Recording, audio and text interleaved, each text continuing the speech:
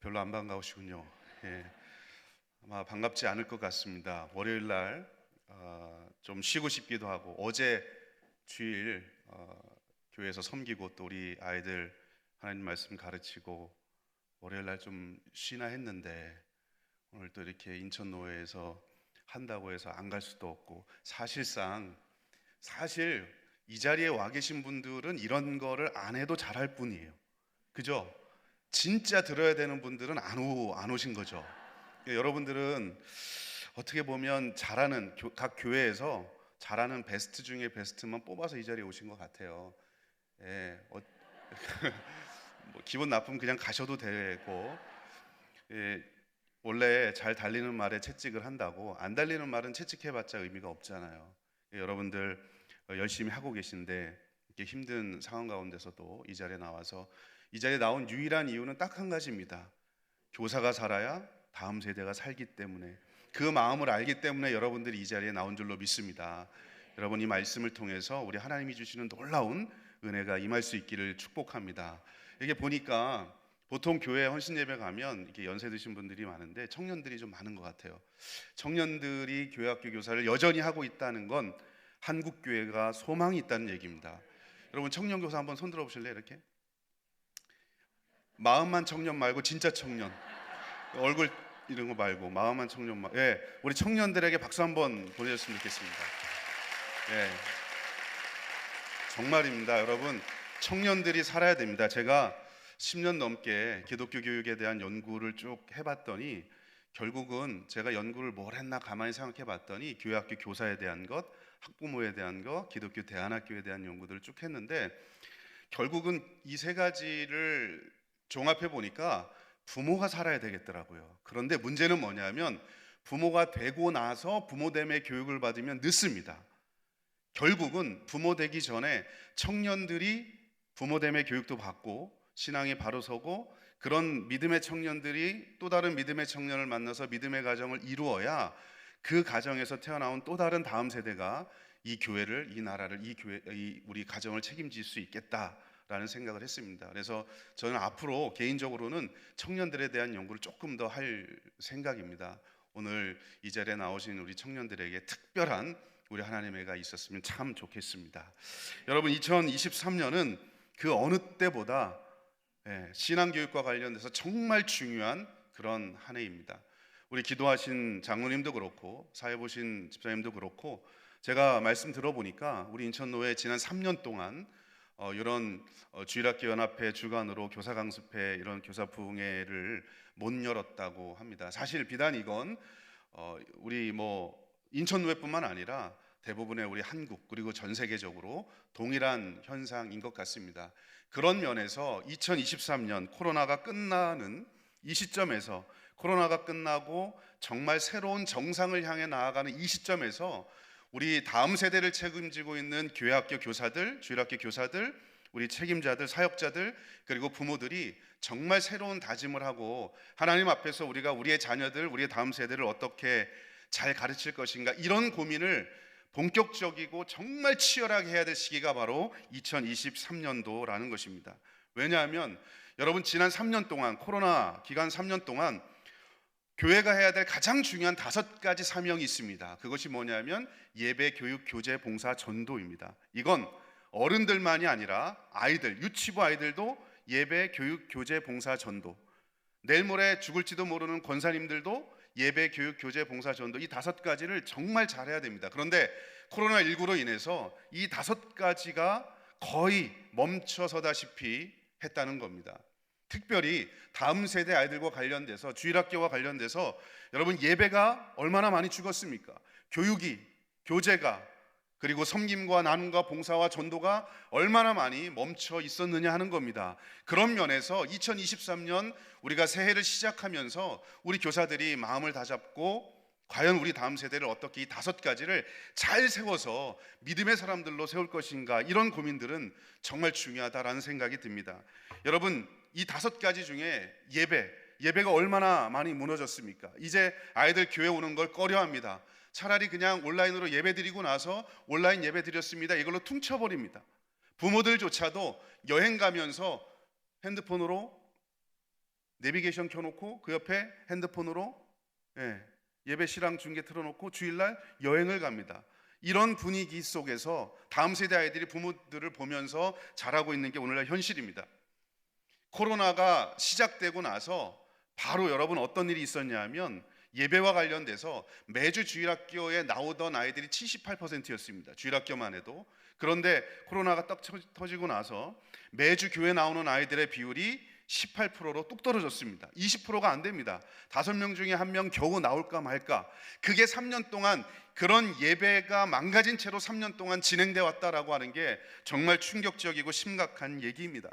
여러분, 코로나가 거의 끝날 무렵 작년에 조사했던 내용입니다. 과연 얼마나 예배가 회복이 됐는가에 대한 조사를 했습니다. 여러분, 성인의 거리두기 해제 이후에 성인들의 예배 회복률은 73%입니다. 그런데 여러분, 주일학교, 교회학교의 예배 회복률은 겨우 43%밖에 되지 않았습니다. 아마 그런 분위기가 지금까지 온 것이 사실일 거예요. 여러분의 교회는 어떻는지 모르겠지만 전반적으로 보면 겨우 50%, 60% 주일학교 회복률이, 예배 회복률이 그 정도밖에 되지 않습니다. 어른들은 그래도 73%나 되죠. 그런데 여러분, 주일학교 애들은 43%밖에 되지 않아요.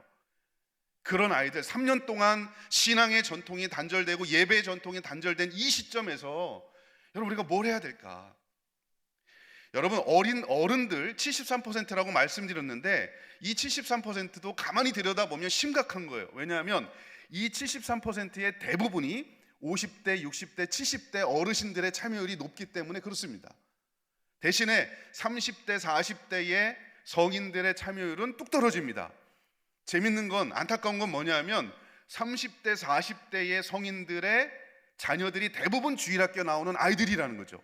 그러니까 부모가 교회 안 나오니까 성인들, 부모들의 예배 출석률이 뚝 떨어지니까 다음 세대 아이들이 교회 나오지 못하는 건 지극히 당연한 얘기가 아닐까라는 생각이 듭니다. 여러분, 영적으로 예배가 무너졌어요. 두 번째, 교육은 어떻습니까? 여러분, 성경 공부도 무너졌죠. 코로나로 인해서 교회 나오지 못하는 상황이 점점 벌어지면서 그전에도 성경 공부 별로 애들 좋아하지도 않고 선생님도 좋아하지 않았잖아요. 그런데 코로나 기간 동안에 이 성경 공부 안 하면서 이제는 안 하는 게 지극히 당연한 것처럼 여겨졌습니다. 코로나 이전에 영유아부 없어서 분반 공부를 못하는 우리 한국 전체 교회 비율이 78%입니다. 코로나 이전에 중고등부가 없어서 성경 공부를 못하는 비율이 47%, 약 50% 정도 됩니다. 그러니까 여러분, 주일학교 전체를 놓고 보면 한 60% 정도가 주일학교가 없는 거예요. 성경 공부를 하고 싶어도 하지 못하는 상황입니다. 우리 교단만 좁혀봐도 우리 교단에서 얼마 전에 조사를 했는데요, 교회학교가 없는 비율이 22.4%입니다. 표본을 가지고 조사를 했는데 아마도 전수조사를 해보면 제가 볼 때 평균 한 50%는 없다라고 해도 과언이 아닐 겁니다. 성경 공부를 하고 싶어도 못합니다. 교육을 하고 싶어도 못하는 게 오늘날 우리의 현실이라는 겁니다. 여러분, 예배도 무너졌죠. 교육도 무너졌죠. 이 5가지 중에 교재는 어떻습니까? 여러분, 모든 영역의 사회적 거리두기 시작되면서 선생님과 못 만나죠. 교육자와 못 만나죠. 그리고 아이들과 서로 반들끼리 서로 만나지 못하죠. 그렇게 3년이 지났습니다. 이제 아이들이 자기들끼리 만나는 것도 불편하고 교회 와서 교제하는 것도 어색합니다. 다 온라인으로 하니까. 선생님도 아이들 찾아가서 신방하는 거 예전에는 그냥 당연한 거로 생각했잖아요. 지금 익숙하지 않아요. 3년 동안 그런 거 하지 않으면서 이제는 뭔가 어색하고, 안 해도 되는가? 안 하는 게 기본값인가 보다? 교제하지 않아도 되나 보지? 라고 하는 그런 마음들이 은연중에 우리 가운데 들어와 있습니다. 교제도 무너졌죠. 예배, 교육, 교제, 봉사와 전도는 어떠합니까? 여러분, 코로나 기간 동안에 주일학교의 대사회적인 봉사, 전도 별로 하지 않았습니다. 얼마 전 통계조사를 보니까 여러분, 청소년 아이들의 3분의 2가 더 이상 종교가 필요 없다라는 응답을 했습니다. 전도 우리가 열심히 해도 여러분, 받아들이는 아이들이 이제 종교가 필요 없다, 내 생활에, 내 삶에 종교가 필요 없다라고 응답한 비율이 점점점 늘어나고 3분의 2나 되는 청소년들이 그런 생각을 갖는다는 겁니다. 이게 지금 우리가 맞닥뜨린 현실입니다. 여러분, 예배도 무너졌죠. 교육, 교제, 봉사, 전도, 이 5가지가 교회가 해야 될 가장 중요한 사명인데 어른 할 것 없이 애들도 다 무너졌습니다. 이런 상황 속에서 여러분, 다음 세대 신앙교육의 주체가 누구냐? 바로 부모입니다. 부모가 살아야 돼요. 부모가 깨어 있어야 됩니다. 그래서 여러분, 교회들마다 아이들 교회 못 오고 부모들도 못 올 때마다 교회에서 계속 이야기했죠. 가정에서 부모들이 자녀의 신앙교육을 책임져야 됩니다. 여러분, 부모들이 살아야 가정 예배도 드리고 우리 아이들 잘 신앙교육 하십시오라고 얘기했습니다. 그러나 과연 얼마나 많은 부모들이 자기 자녀의 신앙을 위해서 뭔가 한 부모가 과연 얼마나 되느냐 하는 겁니다. 아마 거의 없을 겁니다. 부모가 가정에서 내 자녀의 다음 세대 신앙교육의 주체라고 하는 사실은 알고 있지만 주체답게 정말 내 자녀를 위해서 뭐라도 하는 사람은 거의 없다라고 하는 게 더 절망적이라는 거죠. 교회도 다 무너졌어요. 그죠? 5가지. 부모가 살아야 되는데 부모도 무너졌습니다. 여러분, 이런 상황 속에서 마지막 최후의 보루가 누구냐? 저는 주일학교 교사들이라고 생각해요. 없잖아요, 여러분. 누가 있습니까? 원래 성경과 교회 역사를 보면 부모가 자녀 다음 세대 신앙교육의 주책임자예요. 원래 그렇게 해야 돼요. 그런데 산업혁명 이후에 그가 바뀌었죠. 잘못된 겁니다. 부모가 해야 되는데 못하는 현실 속에서 여러분, 최후의 보루, 마지막 보루가 누구냐? 저는 주일학교 교사들이라고 생각합니다. 마지노선이에요. 여러분들이 무너지면 다 끝나는 겁니다. 여러분, 마지노선이 뭔지 아시죠? 1차 세계대전이 마친 후에 프랑스가 독일이 쳐들어오지 못하도록 마지막 이 국경 수백 킬로에 걸쳐서 거기에다가 방어막을 세우는 게 마지노선입니다. 최전방에서 더 이상 적군이 넘어오지 못하도록 마지막 보루로 만들어 놓은 게 마지노선입니다. 저는 우리 주일학교 교사들이 다음 세대 신앙교육의 마지노선이라고 생각을 해요. 우리가 무너지면 다 끝나는 겁니다. 부모가 중요한데, 부모가 제일 중요한데 부모는 지금 힘이 없어요. 우리가 살아야 됩니다. 여러분, 그것 때문에 이 자리에 오신 거 아닙니까? 그 마음 하나 때문에 피곤하고 힘든 이 월요일 얼마나 지쳐 있습니까? 그럼에도 불구하고 이 자리에 온 이유는 여러분들이 최후의 보루요 마지막 마지노선이기 때문에 이 자리에 온 줄로 믿습니다. 여러분, 이번 부흥회를 통해서 이틀밖에 안 되지만 우리가 내가 마지막 남은 자다, 하나님께서 다음 세대를 위해서 부르신 내가 마지막 남은 자다라고 하는 사실을 인식하면서 오늘 주시는 말씀, 또 내일 주실 말씀 속에서 하나님께서 주시는 풍성한 은혜가 저와 여러분에게 있게 되길 주의 이름으로 축원합니다. 아직 오늘 설교 시작도 안 했는데 큰일 났습니다, 시간이. 제가 좀 이렇게 말이 커요, 설교할 때. 왜냐하면 제가 심장이 2번 뜁니다. 물론 평소에도 뛰어요, 안 뛰면 죽으니까. 그런데 급격하게 뛸 때가 2번 뜁니다. 첫 번째는 학생들 앞에 설 때 제 심장이 뜁니다. 왜냐하면 제가 가르치는 학생들 한 사람 한 사람이 나중에 교회 지도자들이 될 사람이거든요. 내가 잘못 가르치면 하나의 교회가 무너지는 거기 때문에 이 아이들 앞에 설 때마다 제 가슴이 뜁니다. 또 한 번 심장이 뛸 때 주일학교 교사들 앞에 설 때 제 심장이 뜁니다. 왜냐하면 여러분들이 말씀드린 대로 복음의 최전선에 있는 사람들이기 때문에 여러분들이 무너지면 다 무너지는 거예요. 그래서 그래요. 혹시 제가 설교하다가 이상한 소리를 하더라도 그러려니 하시고, 그렇다고 욕은 하지 않습니다. 지성인이기 때문에 이해하고 들으시면 좋겠습니다. 여러분, 제가 학교에서 학부생들도 가르치고 대학원생들도 또 가르칩니다. 그런데 여러분, 학부생들과 대학원생들을 가르칠 때 차이점이 있어요. 둘 다 재밌고 둘 다 뭐 보람도 있고 다 그런데 학부생들을 가르칠 때 조금 더 재밌습니다. 왜냐하면 이 학부생들을 가르칠 때는 어떤 마음이냐면 마치 이 아이들의 마음속에 밑그림을 그려주는 듯한 느낌입니다. 아무것도 기독교 교육에 대한 선지식이 없는 이 아이들에게 기독교 교육이 무엇이고 하나님의 말씀이 무엇이고 어떻게 가르쳐야 효과적으로 가르치는 거고 교사는 어때야 되고 학생들은 이렇기 때문에 이렇게 해야 돼, 아무것도 모르는 백지 같은 마음에 밑그림을 그려주는 듯한 그런 느낌입니다. 아이들도 스폰지 같아요. 그래서 잘 빨아들입니다. 가르칠 때도 참 재밌습니다. 그래서 보람도 있지만 굉장히 큰 책임감도 느낍니다. 왜냐하면 내가 잘못 가르치면 아까 말씀드린 대로 하나의 교회가 무너지는 거니까. 그래서 무한한 책임 의식을 갖고 있습니다. 그런데 대학원생들을 가르칠 때는 어떤 느낌이냐 하면, 혹시 이 자리에 대학원생들 중에 제 제자들도 있을지도 모르지만 이해하고 들으십시오. 어떤 느낌이냐 하면 본인들이 그려온 밑그림에 색깔 칠해주는 듯한 느낌입니다. 이런 색깔을 칠해야 더 예쁠까? 저런 색깔을 칠해야 더 예쁠까? 예.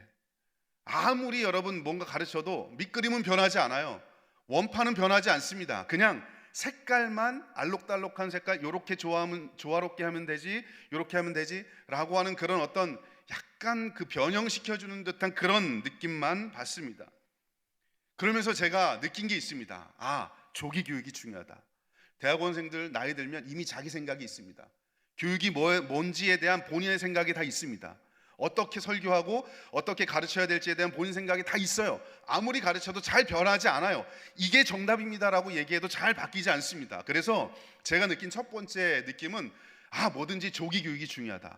가치관이 굳어지기 전에, 어떤 분야에 대해서 세계관이 굳어지기 전에 말씀을 가르치고 지식을 가르치는 게 정말 중요하다. 이게 제가 첫 번째 느꼈던 중요한 내용이고요. 두 번째 느꼈던 건 뭐냐면 학생들을 가르치는 교사가 참 중요하겠다. 백지 같은 마음에 어떤 지식을 어떻게 그려주느냐에 따라서 이 학생이 정말 바른 가치관과 세계관을 가진 지도자가 될 수도 있고 그렇지도 않을 수 있다라는 사실을 느끼면서 가르치는 사람이 정말 중요하다.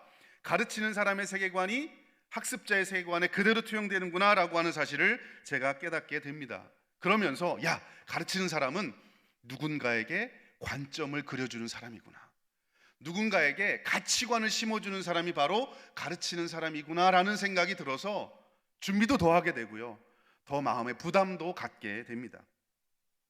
여러분, 저는 하나님의 말씀을 가르치는 부모든 주일학교 교사든 누가 됐든 하나님의 말씀을 가르치는 모든 사람들은요, 학생들에게 밑그림을 그려주는 사람이라는 생각이 듭니다.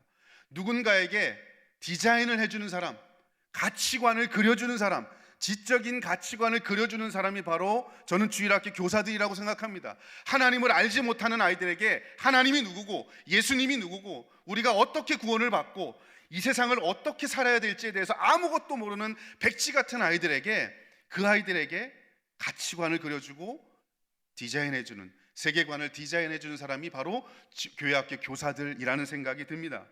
그러므로 여러분들은요, 세계관을 형성시켜주는 사람들입니다. 정말 중요한 사람들이에요. 여러분 한 사람 한 사람의 말, 여러분의 가치관, 여러분의 삶의 뒷모습이 우리 아이들의 가치관, 세계관, 밑그림을 그려주는 사람들이기 때문에 저는 정말 중요하다라는 그런 생각이 듭니다. 여러분의 가치관, 세계관으로 인해서 한 영혼이 살 수도 있고 또 한 사람이 죽을 수도 있다는 사실을 우리는 기억해야 합니다. 여러분의 말 한마디, 주일학교 아이들 앞에서 가르치고 여러분이 내뱉는 그 말 한마디로 인해서 이 아이의 가치관이 살 수도 있고 영혼이 살 수도 있고 죽을 수도 있다는 사실을 생각하면 말씀을 준비할 때 소홀히 할 수가 없습니다. 여러분, 우리 모두는 다 관점을 그려주는 관점의 디자이너들인 줄로 믿습니다. 여러분, 오늘 본문 말씀을 보면 세속적인 가치관을 가지고 있던 사람들이 나옵니다. 세속적인 가치관을 가지고 있던 사람들이 어떤 특별한 계기로 그의 인생이 바뀌고 세계관이 바뀌고 영생의 의미를 경험한 두 사람이 등장합니다. 바로 오늘 그 말씀을 통해서 우리가 어떻게 하면 우리도 우리에게 맡겨진 영혼들에게 가치관을 변화시켜 줄 수 있을까, 그런 관점을 디자인해주는 그런 사람이 될 수 있을지를 이 본문을 통해서 함께 살펴보고자 하는 것입니다. 여러분, 요한복음 3장과 4장에 우리가 다 읽진 않았지만 요한복음 3장과 4장에 보면 나중에 집에 가서 읽어보십시오. 두 사람이 등장합니다. 한 사람은 우리가 잘 아는 니고데모라고 하는 사람입니다. 또 한 사람은 이름이 등장하지 않는 수가성의 한 여인이 등장합니다. 그런데 이 두 사람은 극명한 9가지의 차이가 있고 또 2가지 명확한 공통점을 가지고 있습니다. 여러분이 이 두 사람, 3장과 4장에 나오는 니고데모와 그리고 수가성 여인, 정말 큰 9가지의 차이가 있습니다. 지금 도표를 하나 제가 보여드릴 텐데요, 이 도표를 보시면 나오나요? 네, 도표를 보시면 특징이 나옵니다. 한 사람은 출신이 바리새인입니다. 또 한 사람은 출신이 사마리아 여인입니다. 출신이 다릅니다. 두 번째, 이름도 다르죠. 한 사람은 이름이 기록되어 있는 유명한 인사입니다. 또 다른 사람은 이름이 기록되지 않은 무명의 사람입니다. 큰 차이입니다. 출신도 한 사람은 유대교 율법에 능통한 사람입니다. 그런데 또 한 사람은 이방 사람, 그리고 개 돼지처럼 취급되는 그런 사람이었습니다. 신분이 완전히 다릅니다. 또 한 사람은 이스라엘의 선생입니다. 사내들인 공회의 의원이고 부러움과 존경의 대상이 바로 이 사람이죠. 또 다른 사람은 비천한 신분입니다. 남편을 6이나 두었던 방탕한 여인이고 사람들로 하여금 개라고 취급받는 이방 여인이었습니다. 너무나 다른 사람이죠. 성별도 한 사람은 남자고 또 한 사람은 여자였습니다. 여러분, 예수님을 찾아간 순서도 다릅니다. 한 사람은 자기가 예수님을 찾아옵니다. 3장 2절에 보면 그가 밤에 예수께 찾아와 이르되, 그런데 또 한 사람은 예수님이 찾아갑니다. 다르죠. 4장 5절에 보면 사마리아에 있는 수가라는 동네에 이르시니, 예수님께서 수가라는 곳에 지나가시다가 예수님이 찾아가는 거예요. 찾아온 사람, 찾아간 사람. 대화를 먼저 건 사람도 다릅니다. 한 사람은 먼저 자기가 예수님께 말을 겁니다. 그런데 또 한 사람은 예수님이 먼저 말을 겁니다. 찾아온 시간도 다릅니다. 한 사람은 밤에 찾아옵니다. 유대인의 관원으로서 예수님을 만나는 걸 사람들이 볼까봐 밤에 예수님을 찾아왔습니다. 그런데 또 한 사람은 한낮에 12시에 예수님을 만나게 됩니다. 사마리아 여자로서 사람들에게 비난받을까봐 아무도 다니지 않는 그 한낮에 그 우물가로 온 것입니다. 관심사도 다릅니다. 한 사람은 처음부터 영생에 대해서 관심이 있었습니다. 그런데 또 한 사람은 영생에 대해서 관심이 없었습니다. 여러분, 이렇게 명확하게 대조되는 두 부류의 사람이 등장합니다. 한 사람, 또 한 사람. 니고데모와 수가성 여인이라고 하는 이 9가지 정말 명확한, 아주 극명하게 대조되는 차이점이 있습니다. 그런데 그런 명확하게 다른 두 사람임에도 불구하고 두 가지 공통점이 있습니다. 첫 번째는 뭐냐면 이 두 사람 모두 죄인들이었다는 겁니다. 죄인의 안경, 예수를 제대로 알지 못하는 죄인의 안경을 쓰고 있는 사람들이었다는 게 첫 번째고요. 두 번째는 이 두 사람 모두 특별한 계기를 통해서 관점이 변하고 영생에 대해서 깨닫게 되었다라고 하는 겁니다. 여러분, 그 계기가 무엇인지 아십니까? 바로 예수 그리스도를 만난 겁니다. 신분이 어떻든 간에, 나이가 어떻든 간에, 성별이 어떻든 간에 이 두 사람이 다 죄인이었고 예수 그리스도를 만나니까 이 사람들이 완전하게 변화하게 된 겁니다. 세속적인 가치관을 가지고 있던 사람들이 이제는 거룩한 가치관, 예수 그리스도 중심적인 가치관을 가지고 살아가는 사람들로 변화되었다라는 겁니다. 그 계기가 뭐라고요? 예수님을 만나고 나서. 여러분, 우리 아이들도 예수님을 만나면 그가 니고데모와 같은 아이들이든 수가성 여인과 같은 아이들이든 그들의 가치관이 변화가 될 줄로 믿습니다. 여러분, 오늘 본문에서 니고데모의 경우, 첫 번째 사람 니고데모, 예수님을 만난 이후에 그의 행동과 생각이, 가치관이 변했다라고 하는 걸 오늘 본문엔 등장하지 않습니다. 그런데 요한복음 7장 50절에 가보면 대제사장과 바리새인들이 예수님을 대적합니다. 예수님을 대적하고 잡으려고 합니다. 그 상황 속에서 예수님을 옹호하는 한 사람이 등장하는데 그게 바로 니고데모예요. 오늘 본문에는 이 사람이 변했다라는 표현이 안 나오지만 7장에 가보면 사람들이 예수님 비난하고 힐난하는데, 여러분, 예수라고 하는 사람의 말을 좀 들어봅시다. 듣지도 않고 그냥 잡아놓으려고 하지 말고 예수라고 하는 사람의 말을 좀 들어봅시다. 예수님을 변호하는 사람이 됩니다. 이렇게 변했어요.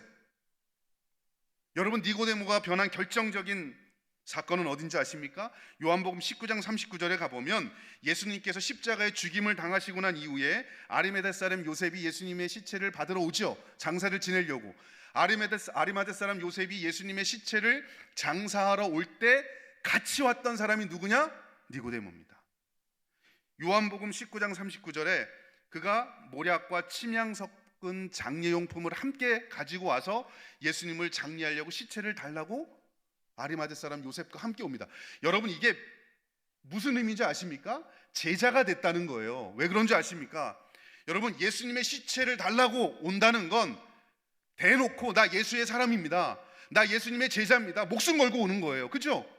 사람들이 시퍼렇게, 서슬이 시퍼렇게 기다리고 있고 창칼을 들고 있는데, 여러분, 그 대제사장과 바리새인들 우두머리 앞에서 예수님의 시체를 우리에게 주십시오, 우리가 예수님 장사 지내겠습니다, 우리는 예수님의 제자들입니다, 그런 말이에요. 변화가 된 거죠.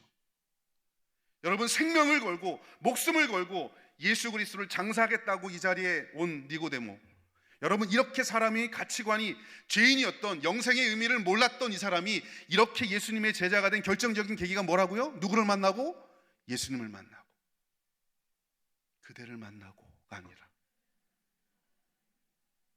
예수님을 만나니까 관점이 변하는 겁니다. 세계관이 변하는 겁니다.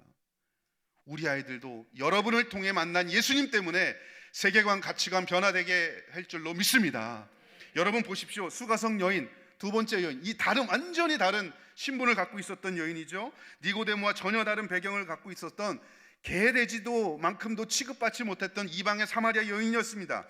여러분, 수가성에서 예수님을 만난 이후에 그의 인식이 어떻게 바뀌는지 아십니까? 4장에 가보면 이 수가성 여인, 이 여인에 대해서 나오는데 4장 19절에 보면 예수님을 선지자로 인식합니다.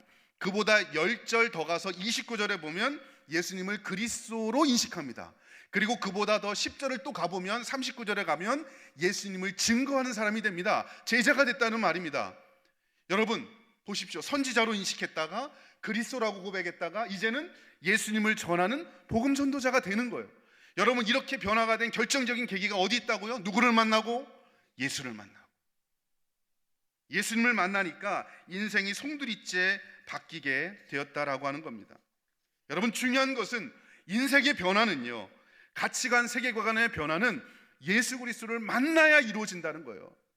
여러분들도 예수님을 만나야 진정한 다음 세대를 위한 교사가 되는 줄로 믿습니다. 여러분, 여전히 자연인의 안경을 쓰고 죄인의 관점으로 살 수도 있어요. 예수님을 만나지 못하면. 그러나 예수를 만나면 성경적 가치관을 가지고 다음 세대를 위해서 헌신할 수 있는 그런 교사가 된다라고 하는 겁니다. 결정적인 계기가 바로 예수님을 만난 사건이라는 것이죠. 여러분, 우리에게 중요한 게 바로 그것입니다. 교사로서 여러분이 해야 될 많은 것들이 있죠. 애들 선물도 사야 하고, 같이 반별 단합대회도 해야 하고, 이것저것 할 게 너무나 많습니다. 여러분, 이 많은 것들 중에 가장 중요한 게 뭔지 아십니까? 내게 맡겨진 이 영혼이 예수 그리스도를 인격적으로 만나도록, 예수님이 내 구주가 되심을 고백하는 아이로 변화시키는 일에, 여러분이 예수님을 만나게 하는 일에 통로로 쓰여야 되는 줄로 믿습니다. 여러분, 그게 교사가 해야 될 가장 중요한 일이에요. 교사회의 안 해도 됩니다. 여러분, 간식 준비 안 해도 돼요. 하나님 말씀 준비해서 이 아이, 내게 맡겨진 한 명이면 한 명, 2명, 10명, 여러분, 이 아이가 예수님을 만나서 관점이 변화되도록 하는 것, 이게 가장 중요한 일인 줄로 믿습니다. 그걸 위해서 우리를 부르신 거예요. 여러분, 관점의 디자이너로 살아가고 계십니까? 교회 안에는 정말 다양한 아이들이 있습니다. 어떤 아이들은 니고데모와 같은 아이들이 있어요. 여러분, 니고데모는요, 율법을 잘 알고 있는 사람입니다. 오늘날로 치자면 어쩌면 모태신앙인 아이들, 니고데모 같은 모태신앙인 아이들이 있어요. 뜨거움은 없고 그냥 어렸을 때부터 믿었으니까 가야 되니까 가는가 보다. 여러분, 그래서 모태신앙을 못된 신앙이라고 얘기하잖아요. 그냥 교회만 가니까. 여러분, 그런 아이들도, 예수에 대한 만남이 없어서 감격이 없던 아이들도 여러분을 통해서 예수 그리스도를 만나면 관점이 변화되는 줄로 믿습니다.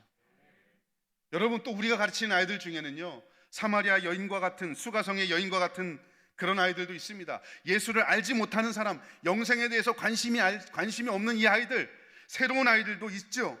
여러분, 그런 아이들에게도 예수 그리스도를 만나게 하면 이 아이들도 관점이 변화될 줄로 믿습니다. 신분과 상관없어요. 여러분, 오래 믿었든 적게 믿었든 오늘 처음 나왔든 예수 만나야 세상을 바라보는 관점이 변하게 된다라고 하는 것입니다. 바로 그 일을 위해서 저와 여러분을 불러주셨습니다.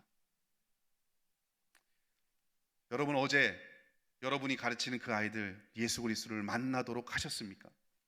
여러분의 그 20분밖에 안 되지만 이 가르침을 통해서 이 아이들이 관점이 변화되고 예수 그리스도를 인격적으로 만났습니까? 여러분, 그거 못했으면 우리 실패한 거예요. 여러분, 저는요, 아이들이 교회 와서 성경 공부하고 말씀 듣고 성경 공부 집에 돌아갈 때 애들이 웃으면서 돌아가고 헬렐레 하면 실패한 거예요. 애들이 하나님 말씀 듣고 집에 돌아갈 때 심각하게 돌아가야 됩니다. 왜 그런지 아십니까? 자기가 가지고 있었던 기존의 가치관 세계관과 말씀을 통해 들어온 새로운 가치관이 충돌이 일어나니까 이게 뭐지? 내가 옛날에 알고 있었던 거하고 다르네? 내가 옛날엔 이렇게 살아도 되는 줄 알았는데 하나님 말씀을 들으니까 그렇게 살면 안 된다고 이야기하네? 고민하며 들어가야 돼요. 돌아가야 돼요. 여러분, 근심하며 걱정하며 돌아가야 돼요. 그래야 여러분의 가르침이 성공한 겁니다. 그래야 가치관이 바뀔 수 있어요. 여러분, 유명한 인지 발달 심리학자 아마 삐아제라는 사람을 들어보셨을 겁니다. 여러분, 삐아제 들어보셨죠? 예, 삐약 삐아제. 예. 이 삐아제가 그런 얘기를 했습니다.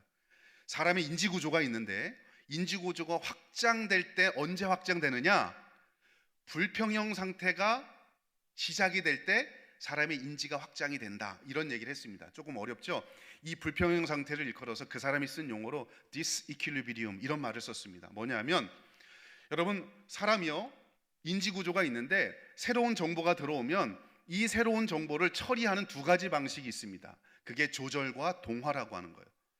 기존에 갖고 있었던 구조에 그대로 받아들이는 걸 동화라고 하고, 이거를 이게 기존에 있었던 거하고 이게 다르니까 이걸 어떻게 해야 되지? 이걸 조절하는 거예요. 그래서 조절과 동화 작용을 통해서 이거 옛날에 알고 있었던 거하고 다르네, 그러면서 새로운 개념이 들어오게 되면서 인지가 확장이 돼요. 요만했던 인지가 확장됩니다. 그런데 그렇게 새로운 인지 구조가 확장이 될 때 반드시 필요한 게 뭐냐면 인지적 불평형 상태입니다. 그거 아까 제가 말씀드렸던 것처럼 디스이퀄리브리움이라는 거예요.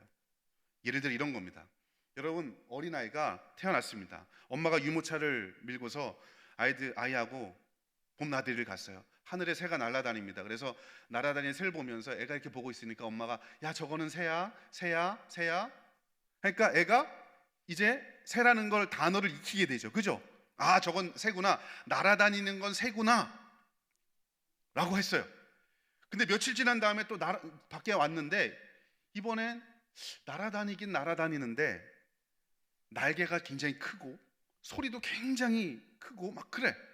이게 뭐 날갯짓을 안 해도 그냥 연기가 뒤에 나는데 뭐가 날아다녀. 도대체 저게 뭐지? 저게 뭐지? 근데 엄마는 이걸 새라고 안 하고 내가 새라고 그러면은 막 뭐라고 그러고. 네. 도대체 저게 뭐지? 뭐예요? 잘하시네. 인천 노예는 다 똑똑하신 것 같아. 비행기. 그러니까 엄마가 저거는 새가 아니고 비행기야 하니까 처음에는 날아다니는 건 다 새인 줄 알았는데 엄마의 얘기를 듣다 보니까 저게 뭐지 고민하다가 저거 날아다니는 것 중에 그냥 이렇게 날갯짓을 하면 날아다니는 건 새지만 날갯짓 하지 않고 소리를 내면서 엔진으로 날아다니는 건 비행기구나 라고 하는 비행기에 대한 새로운 단어와 개념이 생기죠. 그렇게 생길 때까지 갈등이 있다는 거예요. 평형이 깨져요. 그 평형이 깨져야 새로운 개념이 들어오는 거예요. 한 달 후에 또 나왔습니다. 근데 이번에는 날아다니, 세요. 소리도 나요. 근데 이렇게 날아다닌 줄 알았더니 하늘로 직선으로 막 날아다니네. 전쟁이 난 것처럼. 이거 비행기라고 안 해. 이게 뭐예요? 로켓. 그 로켓이라는 말이 들어올 때까지 저건 비행기인 줄 알았더니 또 아니네 그러면서 도대체 뭐지 하면 불평은 깨지는 거. 평형이 불안해요. 내가 모르던 거니까, 알던 게 아니니까. 그러다가 저거는 로켓이라고 엄마가 이야기해 주니까 날아다니는 건 새 종류구나. 새도 있고 비행기도 있고 로켓도 있고. 그러면서 옛날에는 새만 알았는데 인지구조가 확장되는 거예요. 새로운 인지구조가 형성이 되는 겁니다. 여러분, 똑같습니다. 우리 아이들이 교회 와서 하나님 말씀을 듣잖아요. 말씀을 듣고 세속적인 가치관을 가지고 교회 왔어요. 술, 담배 다 하는, 그거 뭐 전혀 상관없어요. 그러다가 하나님 말씀을 들으니까 예수 믿는 사람들은 거룩한 백성으로 살아야 돼. 네 몸이 하나님의 성전이야. 거룩한 모습으로 살아야 돼. 술, 담배 하면 안 돼. 그러니까 애가 어때요? 불편하죠.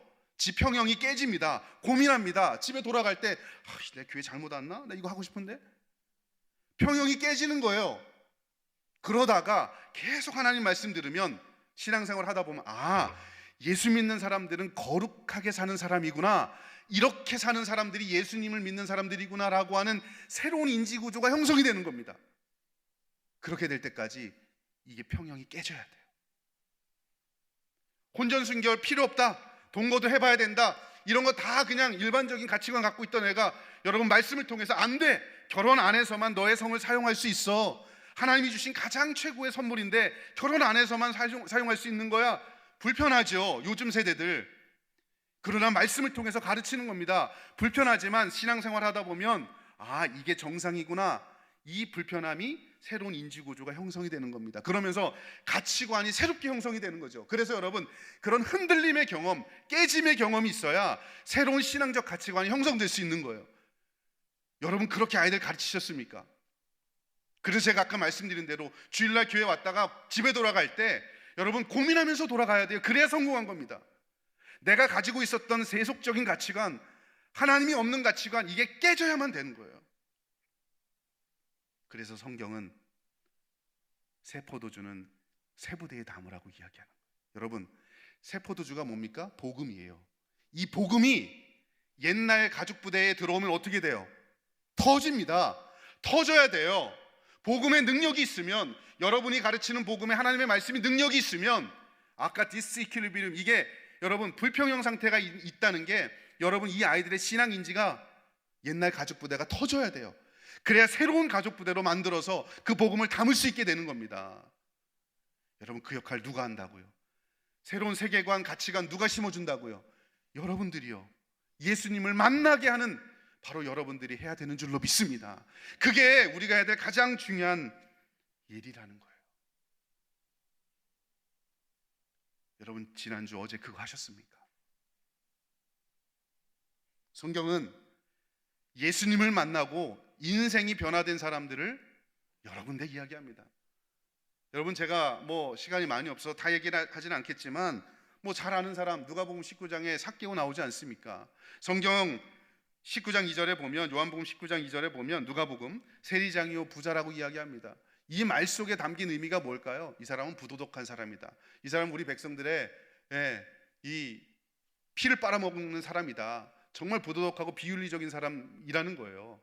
그런데 여러분, 19장 3절, 누가복음 19장 3절에 보면 그가 예수께서 어떤 사람인가 하여 보고자 하되, 보고자 하는 마음이 있죠. 4절에 앞으로 달려가 보기 위하여, 보고자 하는 마음만 있었던 게 아니라 보려고 달려갑니다. 5절에 보면 예수께서 그곳에 이르사 쳐다보시고, 보셨어요.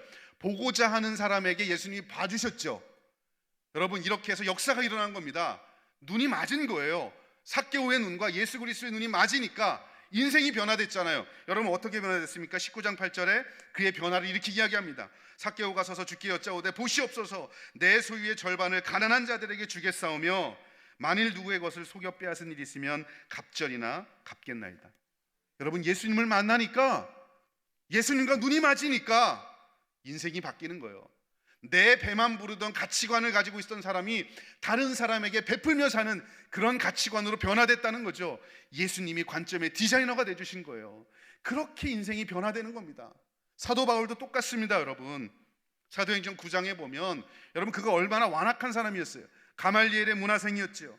그날도 다메섹으로 그리스도인들을 잡아 죽이려 가는 그런 날이었습니다. 그런데 예수님을 만나고 나니까 인생이 변화됐잖아요. 다른 거 없습니다. 관점의 디자이너가 된다는 건 내게 맡겨진 우리 아이들의, 그들에게 예수 그리스도를 만나도록 하는 것입니다.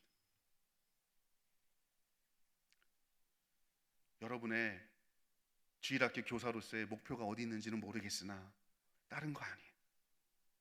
여러분, 올 한해 내가 작은 거지만, 내게 맡겨진 우리 반에 한 명밖에 안 되지만, 이 한 명밖에 안 되는 이 아이, 정말 예수 그리스도를 신실하게 섬기는 가치관을 가진, 그런 세계관을 가진 그런 아이로 키우겠다. 여러분, 그런 마음이 여러분 안에 있게 되길 소원합니다. 저도 가만히 생각해 보니까 제 인생의 가치관을 심어준 사람이 한 2분 정도 있었던 것 같아요. 그 중에 가장 대표적인 분이 저희 어머니였습니다. 저희 어머니가, 여러분, 저희 어머니는요, 초등학교밖에 안 나온 분입니다. 시골에서 농사꾼으로 평생을 사셨던 분입니다. 저희 어머니는 믿음의 처녀 때부터 믿음 생활을 했었는데 믿지 않는 집으로 시집을 왔습니다. 저희 가정이, 저희 아버지 쪽의 친가가 굉장히 유교적인 집안입니다. 뼈대 있는 집안입니다. 딱 보시면 아시겠지만 제가 뼈대 있어 보이잖아요. 뼈가 굉장히 많습니다. 그런 집에 장손이에요. 여러분 인정 안 하시겠지만 제가 외아들의 장손입니다. 1년에 제사가 12번이 더 있는 그런 집입니다. 그런 집으로 시집을 오셨습니다. 그럼에도 불구하고 여러분 하루도 새벽 기도를 빠지지 않으셨어요. 농번기 때 되면 새벽 4시에 일어나서 교회를 가시는데, 여러분 농번기 때 모심을 때 또 가을에 타작할 때 보면 여러분 그때 일손이 정말 바쁩니다. 1분 1초가 정말 아까운 거예요. 근데 교회 가요. 사람들이 손가락질하죠. 저 집에 며느리 잘못 들어와서 저런다. 그래도 가는 겁니다. 핍박을 받으면서도 가는 거죠. 저희는 그 어머니의 뒷모습을 보면서 아, 믿음이란 건 이런 거구나. 예수를 믿는다는 건 이런 거구나. 핍박이 있어도 어려움이 있어도 꿋꿋하게 믿음을 지키며 살아가는 게 이게 예수 그리스도를 믿는 사람들의 본질이구나라고 하는, 여러분 한 번도 저희 어머니께서 야, 네 인생의 주인은 하나님이야, 하나님 중심적으로 살아야 돼라고 한 번도 말씀하지 않으셨어요. 그러나 어머니의 뒷모습을 보면서 아, 예수 믿는 사람들은 이렇게 살아가는 거구나라고 하는 가치관을 그때부터 배우게 되는 거죠. 여러분의 뒷모습을 통해서 아이들이 우리 선생님처럼만 살면 성공한 그리스도인이구나, 여러분 그거 깨달으면 여러분 성공한 거예요. 봄에 저희 집 앞에 텃밭이 하나 있습니다. 텃밭에 여러분 시골에 보면 텃밭이 찬장이에요. 그죠? 고추도 심고 가지도 심고 뭐 기타 등등 여러 가지, 오이도 심고 야채를 많이 심어요. 시골에 보면 과일이 없어요. 그래서 항상 저희는 토마토를 심었어요. 매번 토마토를 심고 토마토가 질리도록 먹었어요. 그래서 지금도 안 먹어요, 토마토를. 근데 어느 해인가 제가 초등학교 말인가 중학교 때쯤 됐는데 어느 해인가 이상하게 뭐 세포기가 다른 게 있어요. 이거는 분명히 노란 꽃이 펴. 예, 보니까 이거는 토마토가 아니야. 그래서 이렇게 보니까 어릴 때 자랄 때 이만하게 이게 꽃이 지고 나서 거기 이제 그 맺힌 걸 보니까 수박을 심으셨더라고요. 여러분 수박에 줄 군다고 호박 안 돼요. 저는 그걸 어렸을 때부터 봤습니다. 수박에 줄 군다고 절대, 호박에 줄 군다고 절대 수박이 되지 않아요. 예, 수박에는 줄 글 필요가 없죠. 어렸을 때부터 수박은 줄 그어져서 나와요. 그러니까 진화론이 가짜인 거예요, 이렇게. 예. 이거 보면서 너무나 신기해갖고 엄마 이거 뭐예요? 그랬더니 수박 세포기를 어디서 얻어온 거죠. 그걸 심었어요. 너무나 좋았어요. 야, 이제 나도 수박을 먹나 보다. 지금은 흔하지만 그게 흔한 게 아니었거든요. 수박을 먹나 보다. 제가 밤낮 가리지 않고 정말 열심히 제 몸에서 나온 걸음을 정말 열심히 줬습니다. 아침 저녁으로 아침에 일어나서 진한 걸음을 주고 잠자기 전에 조금 묽은 걸음을 주고 그렇게 여름 내내 키웠죠. 가만히 보니까 여름 지나면서 보니까 이제 일주일 지나면 먹을 것 같아요. 더 열심히 저를 희생해서 이 수박을 키웠습니다. 내일이면 먹을 것 같아서 그 다음날 아침에 일찍 일어나서 밭에 갔어요. 그런데 남의 일이라고 너무 좋아하시네. 없어졌어요. 어디로 갔지? 도대체 이 수박이 어디로 갔지? 엄마, 누가 이 수박을 훔쳐간 것 같아요 라고 해서 막 달려갔어요. 달려갔더니 어머니께서 이 수박 없어졌어요 그랬더니 이거 내가 따놨다 그러시더라고요. 그래서 이제 우리 먹게 되겠다라고 했는데 이 부뚜막 옆에 까만 봉다리로 이 수박을 싸놓으신 거예요. 그래서 엄마 이거 빨리 뜯어서 먹읍시다라고 했더니 영주야 일로 와라. 이 수박 첫 열매니까 자전거 타고 가서 목사님 가져다 드려라. 저희 집에서 교회까지 2km입니다. 자전거 타고 갑니다. 제가 퀴즈를 내드릴게요. 2km 가는 동안에 목사님 욕하면서 갔을까요? 아니면 기도하면서 갔을까요?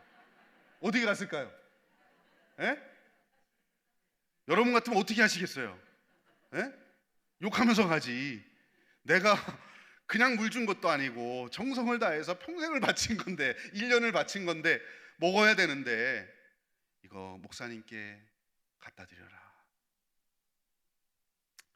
제가 96년도에 처음 사역을 강원도 화천에서 3년 동안 했습니다. 3년 동안 매주 내려가면서 시골에 내려가면서 가서 교회 섬기고 또 주일 지내고 나서 월요일 새벽에 올라와서 수업 듣고 그렇게 계속 했는데요. 어느 날 토요일 날 갔는데 어떤 권사님 한 분이 밭에서 농사를 졌다고 그러면서 까만 봉다리에 수박을 갖고 오시는 거예요.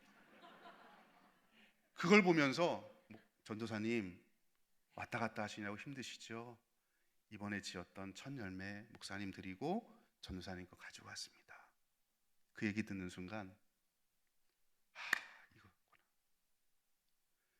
눈에 보이지 않는 하나님을 섬기긴 섬겨야 되는데, 그죠? 하나님께 수박 드린다고 하나님 수박 드시는 거 아니잖아요. 그러니까 목사님께 갖다 드리면서 그 마음이 하나님 중심적인 신앙이란 이런 거구나라고 하는 걸 어렸을 때부터 어머니가 직접 가져다 줄 수도 있지만 저에게 가져다 주게 하시면서 야, 이런 게 진짜 신앙이야 라고 하는 걸 저에게 몸소 깨닫게 해주신 거죠.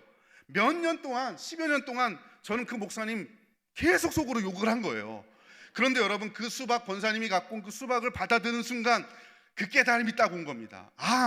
이런 거였구나. 이 권사님도 정말 하나님께 바치고 싶은데 눈에 보이지 않으니 목사님께 가져와서 기도받고 그런 마음으로 가지고 오신 거겠구나. 하나님 중심적인 신앙이라는 것이 이런 것이구나라고 하는 걸 그분을 통해서 깨닫게 되었습니다. 여러분, 그게 관점이 바뀌는 거예요. 어머니께서 만났던 예수님을 저에게 은근하게 만나게 해주신 겁니다. 사랑하는 성도 여러분, 시간이 많이 지나서 아직 3장이 남았지만 그냥 넘어가겠습니다만, 여러분, 오늘 말씀을 통해서 여러분, 사람의 변화는 딴 데서 오는 게 아닙니다. 예수님을 만나야 변화가 됩니다. 여러분도 올 한 해 내가 먼저 예수님을 만나야지, 내가 먼저 다음 세대를 위해서 가치관, 세계관이 변화돼야지, 변화된 교사가 우리 아이들을 변화시킬 수 있는 줄로 믿습니다.